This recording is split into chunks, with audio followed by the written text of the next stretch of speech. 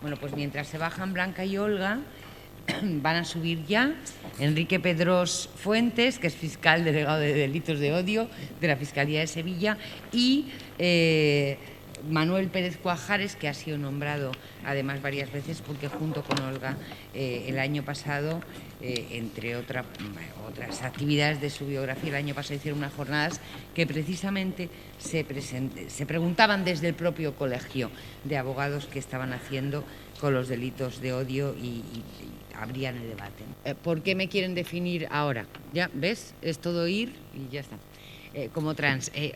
No sé si habréis leído a Chamarmanda, la nigeriana, en su libro Americana. Es impresionante porque ella cuenta cómo es su vida en Nigeria, a la clase social a la que pertenece, las circunstancias de su vida, sentimental, académica, todo, ¿no? Y se va a Estados Unidos.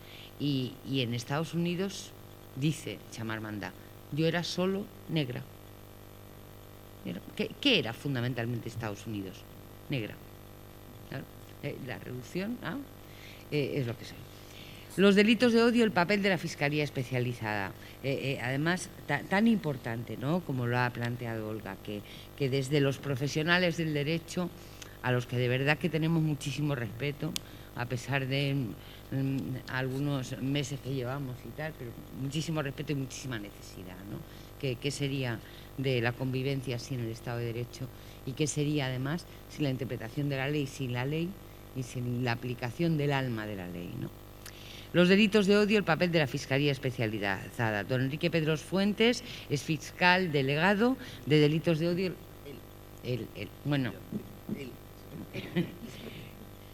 Don Enrique Pedros, a la izquierda, a la derecha, es fiscal delegado de delitos de odio de la Fiscalía de Sevilla, licenciado en Derecho, ingresa a la carrera fiscal en 1998, ejerce desde ese año hasta el 2001, creo yo que en Gran Canaria, ¿no?, en las Canarias.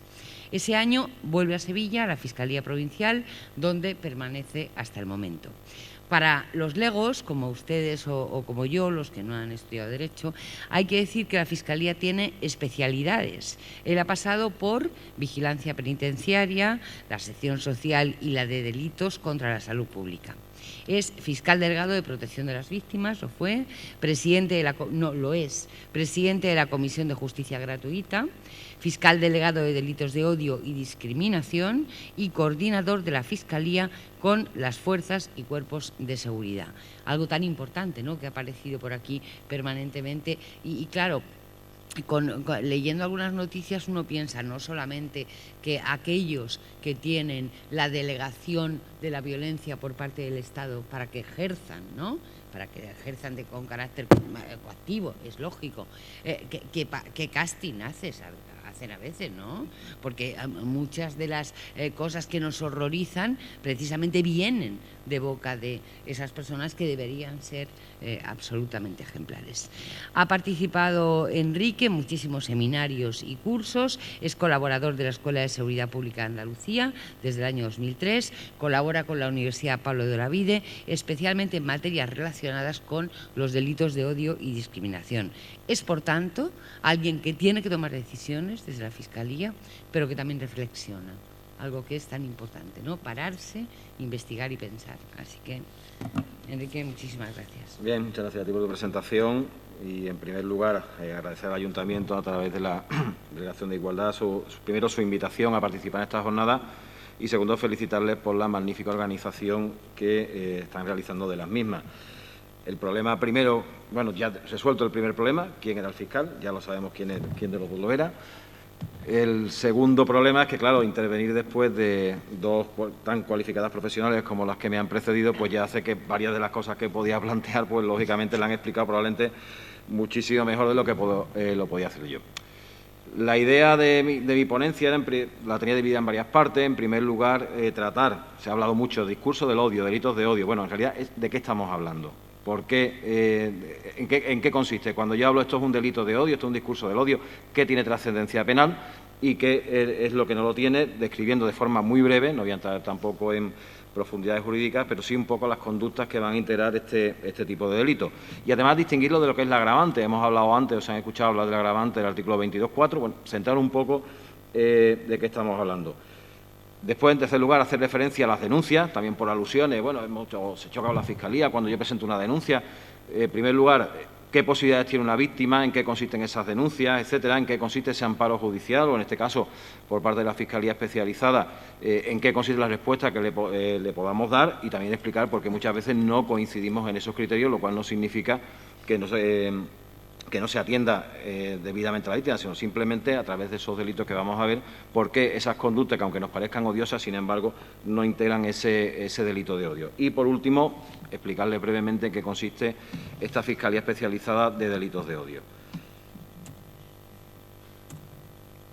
Como ya le he dicho, al haberme precedido Olga, ya la ha explicado estupendamente esta definición de delitos de odio, en el sentido de la discriminación en cuanto a una expresión de intolerancia y de rechazo a las personas por el mero hecho de que nosotros o el resto de la sociedad los considere diferentes. A mí no me gusta hablar de gente diferente, me gusta hablar simplemente de las cualidades de cada uno y por qué el resto consideramos que, al no cumplir con los cánones previamente establecidos, los conseguimos diferentes.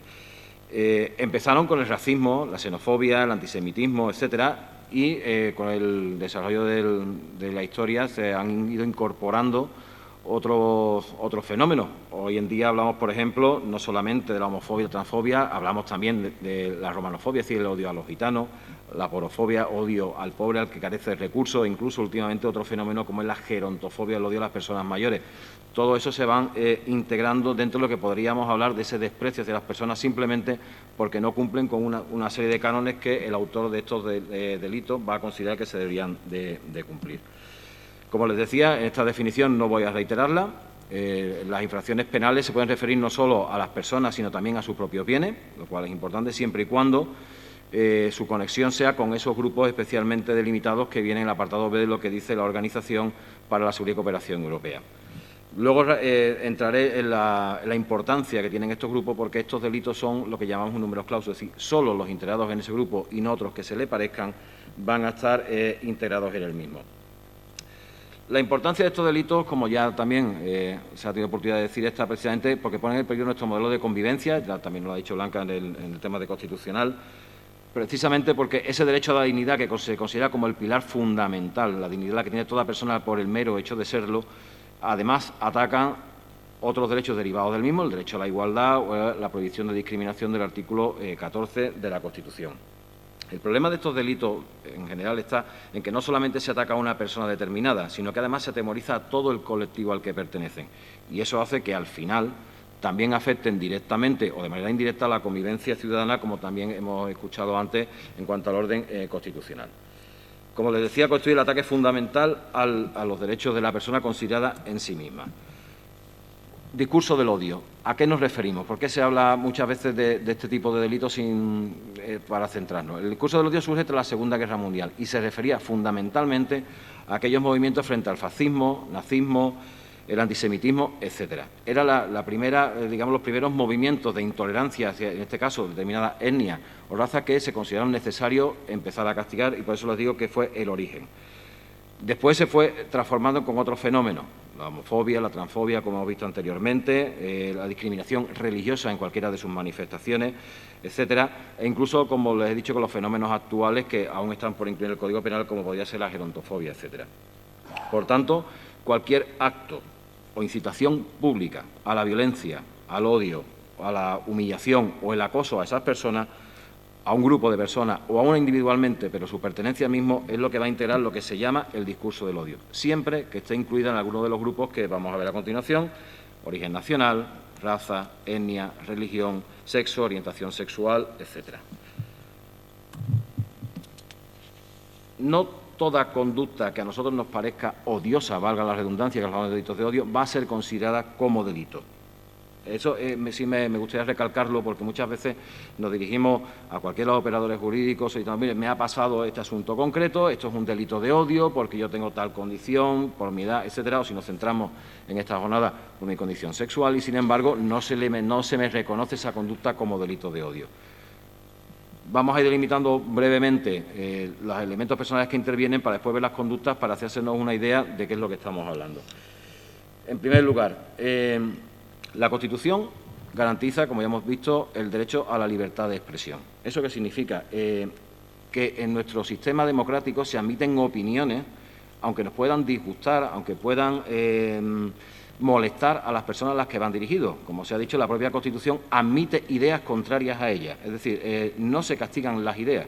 Lo que se castiga, lo que puede llegar a ser punible, es precisamente la exteriorización de esas ideas de forma que sean susceptibles de crear un clima de humillación, hostilidad, odio o violencia contra determinados colectivos. Por tanto, las ideologías, la libertad ideológica siempre va a estar protegida, pero tiene unos límites, que es cuando esa ideología, precisamente en sus manifestaciones, pueda dar lugar a este tipo de ataques a esos colectivos de los que estamos hablando. Para el Tribunal Supremo, el fundamento del discurso de hoy, por tanto, los delitos de odio está, primero, en que las víctimas están seleccionadas por pertenecer a uno de los colectivos que la propia legislación considera como colectivos vulnerables. Todo el que esté incluido en ese colectivo y siempre que el delito se produzca precisamente por su pertenencia va a ser, en principio, objeto de una especial protección. ¿Por qué? Porque no solamente afecta a esa persona, sino que esa pertenencia determina que afecta a todo el colectivo del que proviene. Las expresiones, lógicamente, son aquellas que son contrarias a toda la tolerancia y el respeto que se debe a todas las personas que integramos nuestra sociedad. Pero los mensajes que se realicen, o las acciones, pero en concreto los mensajes, deben tener la suficiente gravedad y seriedad, en el sentido de que sean a una persona de una inteligencia normal, le puedan producir esos efectos de humillación, de hostilidad, etcétera. Y, finalmente, sigue el Tribunal Supremo, para que nos integremos dentro de los delitos de odio, del discurso del odio, que el ánimo del autor sea única y exclusivamente precisa agredir de esa manera, insultando, como luego veremos con qué requisito, agrediendo, etcétera. Este es el fundamento de los delitos de odio. ¿Qué ocurre con las víctimas? Vamos a definir las víctimas. En primer lugar, las circunstancias agravantes. Vamos a ver, un agravante, como muchos de ustedes ya saben, significa que a los delitos generales, un homicidio, un delito de lesiones, etcétera, se le añade una mayor pena dentro de la que establece el Código Penal, precisamente por los motivos por los que se realizó esa acción. No es lo mismo un delito de lesiones, no se castiga igual, simplemente porque me peleé con alguien por una pelea de tráfico, que si el motivo por el que me he peleado y le he causado esa misma lesión es, sin embargo, por pertenecer a uno de estos grupos. El artículo 22.4 define expresamente qué grupos se consideran especialmente protegidos, y solo son estos. El que no está incluido en este grupo no se le podrá aplicar esta circunstancia agravante, como les digo, sirve para, en los tipos generales, aplicar una pena mayor. Los motivos racistas, antisemitas, los tenemos aquí mejor, por razón de su ideología, religión, creencia, la situación familiar, motivo étnico, de nación. El origen nacional se encuentra en el 510, no en el 22.4, por la orientación o identidad sexual, el género, la enfermedad o discapacidad que padezca esa persona. Cuando esos son los únicos motivos que provienen o que determinan, mejor dicho, el ataque a esa persona, es cuando se aplica esta agravante. ¿Por qué? Mire usted, un delito de homicidio, un delito de lesiones lleva mayor pena, por ejemplo, que los delitos previstos en el artículo 510. De manera que cuando nosotros nos encontramos ante esos delitos generales, una paliza con un instrumento peligroso, supongamos, alguien va a una discoteca armado con un bate de béisbol, y como es una discoteca en la que esas personas consideran que los clientes habituales son homosexuales, vamos a suponer, pues resulta que a la salida de los mismos le dan una paliza y le rompen un brazo con ese bate de béisbol. Eso, en realidad, el trasfondo es el odio, por supuesto, pero no se tipifica, no se considera como un delito de odio. ¿Cómo se va a castigar? Pues como un delito de lesiones, como un delito de lesiones que además se agrava en sí mismo porque se ha utilizado un instrumento peligroso como es un bate de béisbol, ya hablamos de 2 a 5 años de prisión, pero es que además, como la única motivación es precisamente la condición o la orientación sexual de las víctimas, en este caso hablaríamos que la pena mínima que le puede caer a esa persona es de 3 años y 6 meses de prisión hasta un máximo de 5. Nada que ver con la pena que prevé el 510, en este sentido, que puede hasta los 4 años como máximo, pero su mínimo son 6 meses. A eso me refería en cuanto a la aplicación del agravante con carácter general. Decirle que solo caben estos motivos de discriminación. Es un número clauso, un número cerrado. Nunca en el derecho penal podemos aplicar cosas porque se le parezca, lo que es la analogía. Si uno no está integrado perfectamente en uno de estos grupos, nunca se le va a poder aplicar. Nos hemos encontrado algunos casos. Es decir, es literal. No solamente es literal, sino que además es estrictamente cerrado. Es lo que ponemos ahí. No se puede aplicar algo. Mi grupo viene caracterizado, por ejemplo, como lo hemos encontrado, ha evolucionado un poco la jurisprudencia, el tema de los hooligans, el tema deportivo, los enfrentamientos deportivos. En una ciudad como la nuestra, tan bipolarizada, pues nos podemos encontrar con que seguidores de uno u otro equipo quedan para pegarse. Bien, en un principio, salvo que que es el trasfondo, esos grupos vengan marcados por su ideología, si solo nos centramos en unos colores deportivos, no estaríamos incluidos en este grupo. Esa sería la diferencia. Pero si van con banderas nazis o no sé cuánto, ya... Sí, entonces trasciende de lo meramente deportivo para incluirlo en el ámbito, por ejemplo, ideológico, como también existe ese trasfondo, efectivamente sí estaríamos hablando de este tipo de delitos o de este tipo de circunstancias realmente aplicables. Continúo. En materia, lógicamente, de esta agravante, significarles que están incluidos como grupo especialmente protegido en cuanto al sexo, orientación e identidad sexual y las razones de género. No solamente, quiero decir, no nos centramos en las definiciones estrictas, como hemos tenido oportunidad de escuchar a Blanca, dando distintas definiciones, etcétera. Es, en general, aquí sí, toda persona que por razón de su sexo, identidad, orientación sexual, género, etcétera, haya sido objeto de un ataque, sí va a estar incluida en este especial grupo de protección. Ahí sí es un apartado amplio porque está redactado con la suficiente amplitud para que todos queden incluidos cuando se trate precisamente de un ataque de esta naturaleza.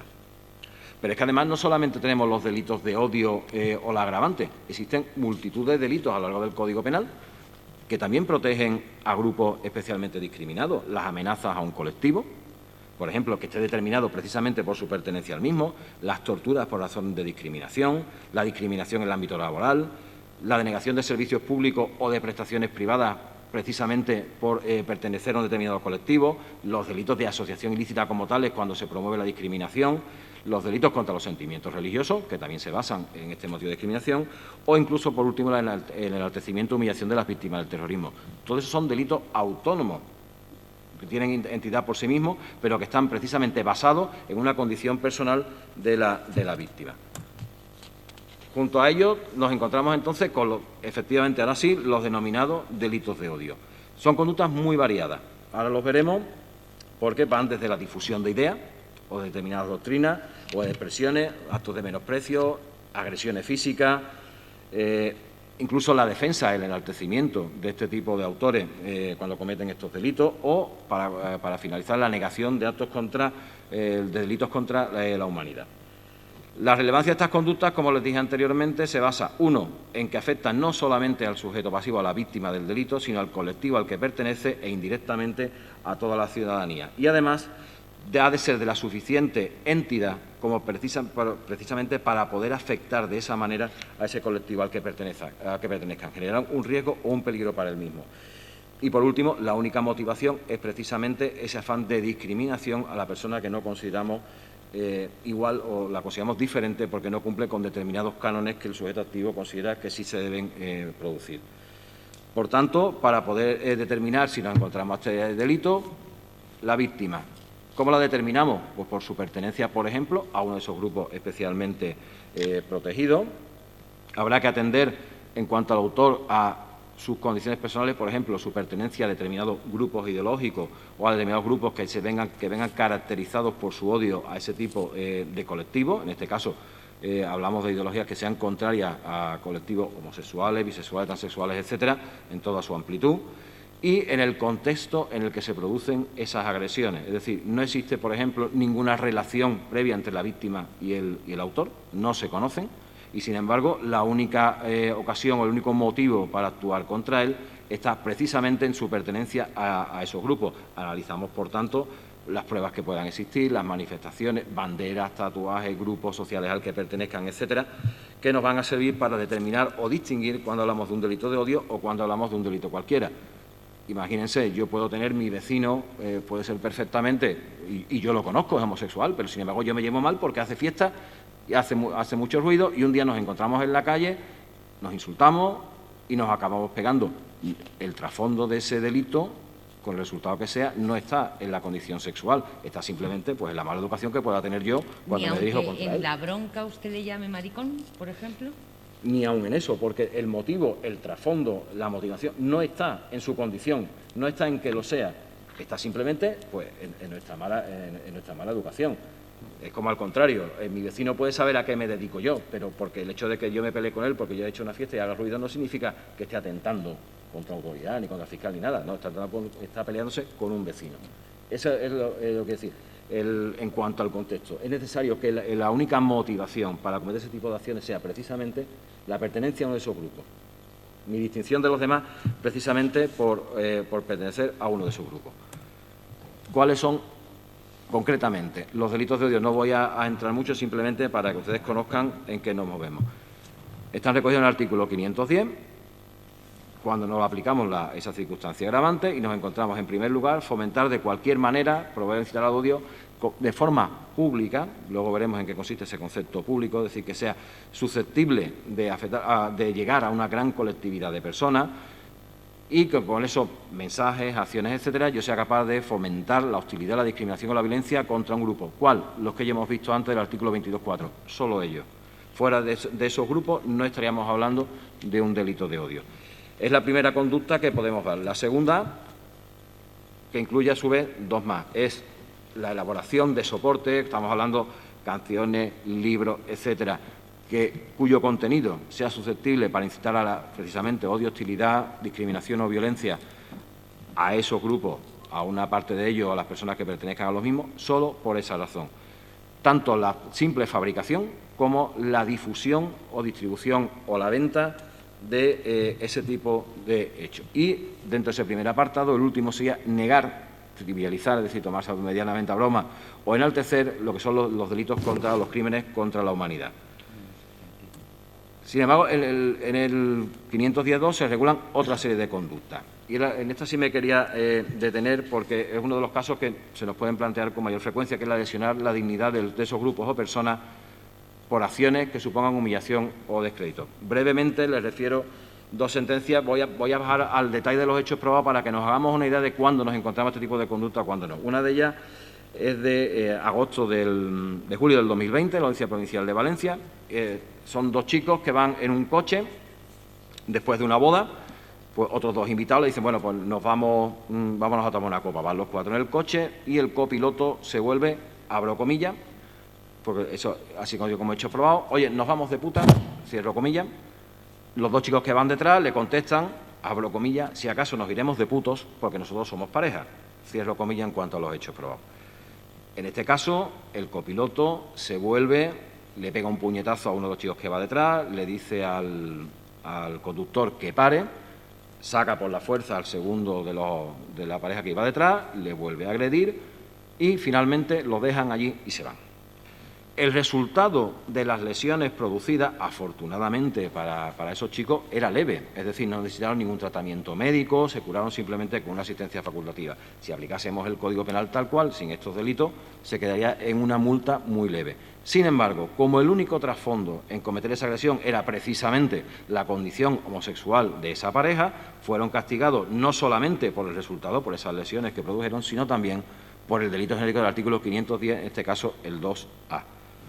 Lo mismo en esa sentencia que les reseño ahí, se trataban de unos chicos que se acercan a otro y empiezan a insultarle por su forma de andar, por su forma de comportarse, etcétera, llamándole maricón de mierda, cierro comillas, y otros adjetivos por el estilo, hasta que finalmente lo empiezan a ridiculizar, le ponen una zancadilla, lo tiran al suelo, le golpean de forma leve, pero efectivamente acaba en el suelo. Y cuando una de las chicas amigas de la víctima se acercó y le decía, hombre, ¿pero por qué le estáis pegando si no lo conocéis? Abro comillas, porque vamos a matar a este maricón de mierda, cierro comillas. En este caso, igual que el que les puse anteriormente, las lesiones en sí mismas no lo eran, sin embargo, sí se consideró por la sentencia de la Audiencia Provincial de Madrid que se atentó contra la integridad moral de esta persona por ese ataque por su condición sexual y, por tanto, fueron castigados por este delito, además de por el resultado que les habían ido produciendo.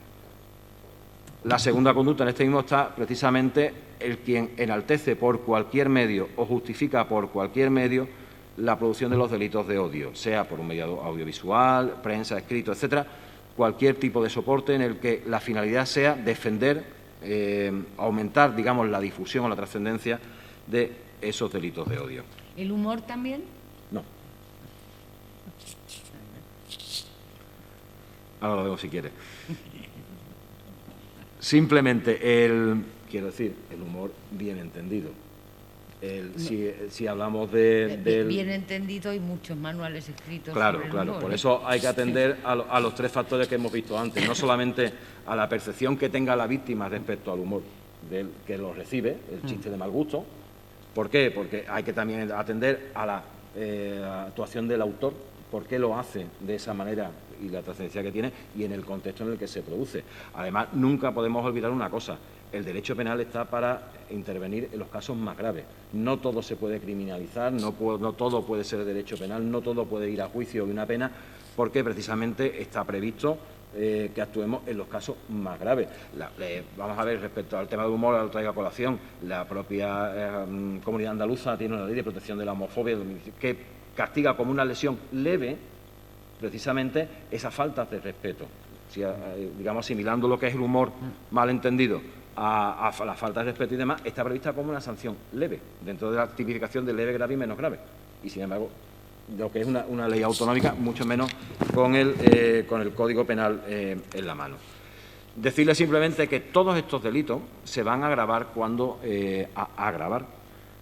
se lleven a cabo a través de las redes públicas. Es un fenómeno que estamos encontrando también de difusión, de una mayor proyección de este tipo de delitos cuando se utilizan redes sociales, Internet, tecnología de la información, etcétera. Decirle, en este caso, no solamente es responsable quien emite el mensaje por primera vez. Es posible que yo reciba el tuit, que yo reciba el mensaje de Facebook, etcétera, de otra persona y que yo sea el que lo difunda. Pues en este caso el delito lo estaré cometiendo yo, que doy difusión, aunque no sea el autor material, a este tipo de conductas que precisamente se castiga porque da una mayor difusión a esa actuación como delitos de odio. Estas son las conductas que regula el Código Penal y no otras, en cuanto no solo como carácter general, sino también para los delitos en concreto del artículo 510. Entramos ahora en cuáles son los principales problemas que nos encontramos en este tipo de delitos. El primero y fundamental, la falta de denuncia. En realidad ahora haremos unos breves datos estadísticos y veremos cómo las denuncias son escasísimas. ¿Motivos? Pues a través de diversos estudios. Primero, y ya se han adelantado antes algunas de las ponentes, el desconocimiento de estos hechos. Sí, estos hechos que yo estoy sufriendo, el humor malentendido que va más allá de ese límite tolerable, ¿esto es un delito de odio? ¿Esto puedo ser objeto de denuncia? Pues en determinados casos sí. Es verdad, y en ello todos nos incluimos, la desconfianza en las instituciones, no me van a hacer caso, no me van a servir de nada. Luego, cuando hablemos de Fiscalía Especializada, intentaré, al menos en lo que me toca, mejorar esa impresión que alguno pueda tener. En el caso de extranjeros, por ejemplo, me da más miedo no el delito que he sufrido, sino que la propia policía pueda proceder a la expulsión, o simplemente me da miedo revelar mi intimidad, en este caso sexual, y que nadie se entere de cuál es mi orientación, y eso me motiva a que no denuncie.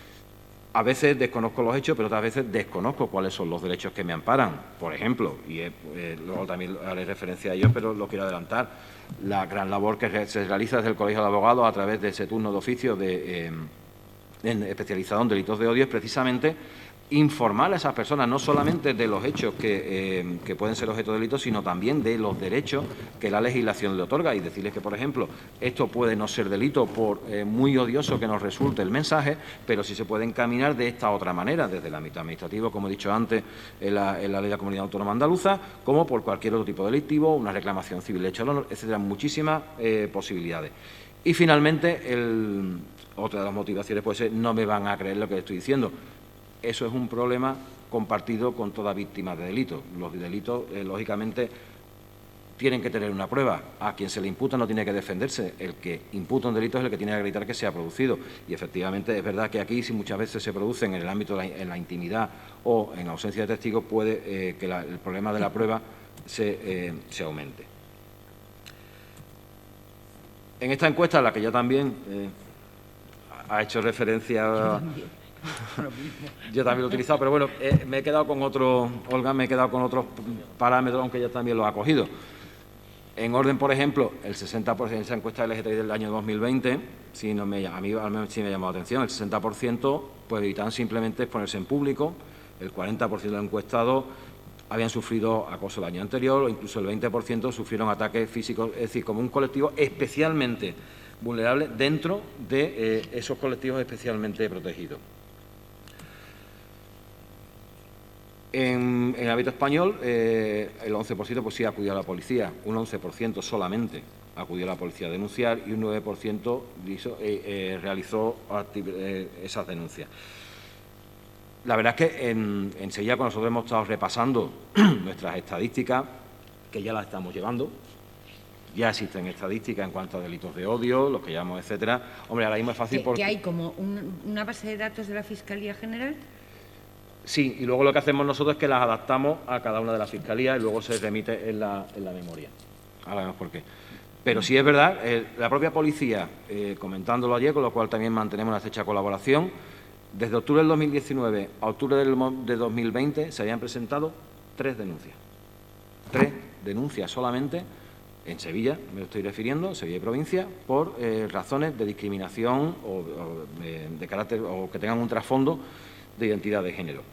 Pero es que la Fiscalía de Sevilla recibimos en ese año 2019 8. No estoy hablando de que esas denuncias se tramiten después o se archiven, no, estoy hablando simplemente de su presentación. 3 denuncias en la policía, 8 denuncias en la Fiscalía, solamente. ¿Por qué no se denuncia? Pues la percepción de estas personas, porque nada va a cambiar en cuanto a lo que me ha ocurrido, o no se sabe cómo o dónde podemos denunciar. Yo insisto, a pesar de que por alusiones se pueda decir chocamos, bueno, con la Fiscalía no se choca, simplemente podemos tener puntos de vista distintos a la hora de aplicar el derecho, etcétera, pero es básico que se denuncie. Como decía antes Olga, si las estadísticas no las conocemos, pero es que si la denuncia todavía menos. Tenemos que evitar, porque si yo no denuncio, lógicamente esos hechos quedan impunes y nos podemos encontrar, como veremos posteriormente, con un iceberg. Es decir, es una mera... es testimonial los hechos que conocemos para el trasfondo que hay detrás. Muy brevemente, ¿quiénes pueden presentar una denuncia? En general, las víctimas, quienes lo han sufrido, cualquier persona o entidad que lo haya presenciado y que pueda servir como testigo. Simplemente hay determinados delitos, las calumnias, las injurias, vistas de la perspectiva de género, que sí necesitan la querella, que la diferencia con la denuncia es que la denuncia se presenta por escrito, ahora vamos a ver ante quién, o verbalmente, la querella ya necesita abogado, y hay que tener en cuenta que los insultos, tal y como lo conocemos siempre, están despenalizados en el Código Penal cuando son entre particulares, no son delitos. Sin embargo, si son públicos, reiterados, etcétera, hasta dar lugar a una situación de humillación constante, sí hablamos, por ejemplo, de un delito contra la integridad moral. ¿Dónde? Pues me puedo dirigir en cualquier comisaría, siempre de policía, Guardia Civil, Jefatura de Policía Local, siempre van a estar obligados a recoger nuestras denuncias, siempre. Yo la puedo formular de manera verbal, explicando lo que me ha pasado, la puedo presentar por escrito, etcétera. Puedo ir al juzgado de guardia, efectivamente. Entonces, llegamos al juzgado de guardia, presentamos nuestra denuncia, se nos recoge, se nos da una copia y ya se está tramitando. En la Fiscalía en general, la Fiscalía también recibe denuncias y, en concreto, en Sevilla, cuando se trata de este tipo de delitos, por supuesto, ante el Servicio de Delitos de Odio y Discriminación, se pueden meter las denuncias que uno considere oportunas cuando se han producido esos delitos. ¿Y qué es mejor, ir a un juzgado o a la Fiscalía? Vamos a ver, si yo lo presento en la comisaría, la policía puede iniciar ya una serie de actuaciones en averiguación de ese delito. ¿Con juzgado? ¿Perdón? ¿Con Fiscalía o con juzgado? Vamos a ver, en la Fiscalía nosotros ya tenemos, ya me adelanto y lo digo posteriormente, lo iba a hacer posteriormente, nosotros podemos ya recibir la denuncia, tomar declaraciones, recibir declaraciones con investigados, los testigos, etcétera. Cuando acabamos, nosotros consideramos, por ejemplo, que no reviste los caracteres de delito de odio o que no es delictivo. Hacemos un informe que se archiva. Pero, eso no impide a quien ha sufrido ese delito dirigirse al juzgado, presentar la denuncia y que se tramite ante el juzgado. Por tanto, no es que sea mejor o peor, sino simplemente, bueno, voy a Fiscalía porque a lo mejor ya me van a orientar desde el principio si va a tener viso y no voy al juzgado para que después el juzgado, por ejemplo, sea el que lo archive. ¿Me explico? Vale, Cualquiera de las dos vías.